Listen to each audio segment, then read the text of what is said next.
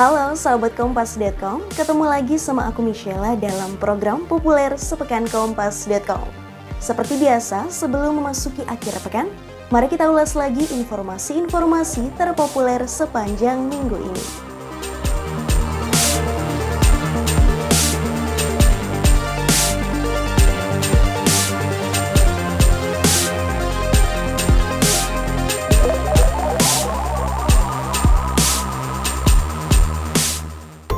Populer sepekan kita awali dengan kasus yang menjerat Gubernur Papua Lukas NMB.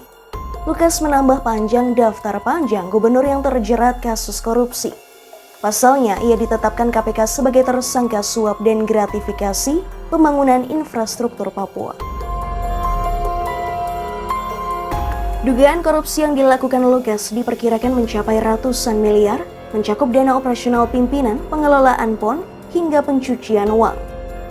Tak sampai situ saja, PPATK juga menemukan transaksi tak wajar, yakni berupa setoran tunai dari Lukas ke kasino judi luar negeri senilai 55 juta dolar Singapura atau 560 miliar rupiah. Usai ditetapkan sebagai tersangka, Lukas belum diperiksa oleh KPK lantaran yang bersangkutan mengaku tengah sakit.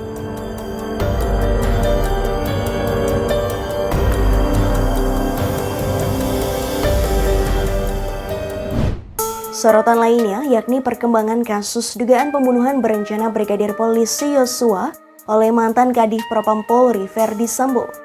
Verdi Sambo resmi dipecat dari institusi Polri usai permohonan bandingnya ditolak.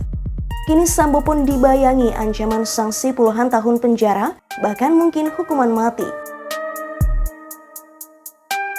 Selain sidang banding Verdi Sambo, polemik salah satu tersangka obstruction of justice ex Karopaminal Propam Polri Brigjen Hendra Kurniawan juga disorot.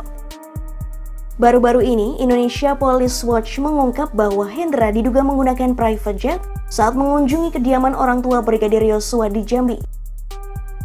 Hendra diduga menggunakan pesawat jet pribadi milik Robert Priyantono Bono Susatya yang tak lain berperan dalam konsorsium 303 Verdi Sambo. Namun dugaan ini langsung dibantah Robert.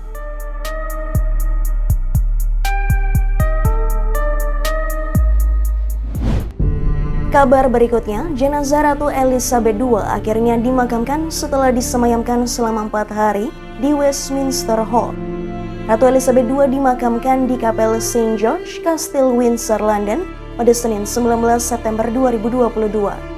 Tak sendiri, jenazah Ratu Elizabeth II juga dimakamkan bersama jenazah suaminya, Pangeran Philip. Rangkaian upacara pemakaman Ratu Elizabeth II tentunya dihadiri oleh sejumlah pemimpin negara. Setidaknya ada 500 kepala negara dan pejabat asing hadir di upacara tersebut, seperti Kaisar Jepang Naruhito, Presiden Amerika Serikat Joe Biden, hingga Perdana Menteri Australia Anthony Albanese.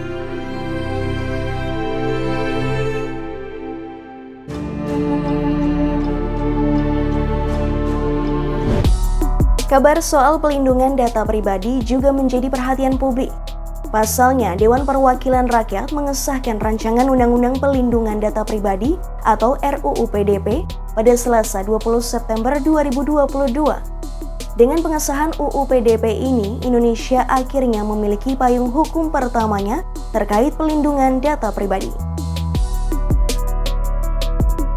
Dalam UU PDP, ada 4 hal yang dilarang terkait pengelolaan data pribadi, seperti larangan mengumpulkan, mengungkapkan, dan menggunakan data pribadi yang bukan miliknya, hingga memalsukan data pribadi yang bukan miliknya.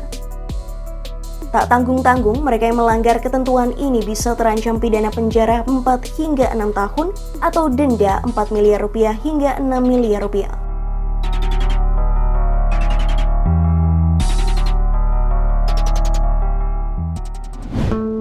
Kabar lain yakni terkait kasus dugaan suap yang terjadi di Lembaga Peradilan Indonesia Mahkamah Agung. Baru-baru ini KPK menetapkan 10 tersangka dugaan suap dan pungutan liar terkait pengurusan perkara di MA. Namun yang menjadi perhatian, salah satu tersangka merupakan Hakim Agung yang bernama Sudrajat Dimyati. Sudrajat sendiri diduga menerima suap 800 juta rupiah terkait pengurusan perkara di MA. Selain Sudrajat, berikut adalah nama-nama tersangka kasus dugaan suap dan pungli di MA.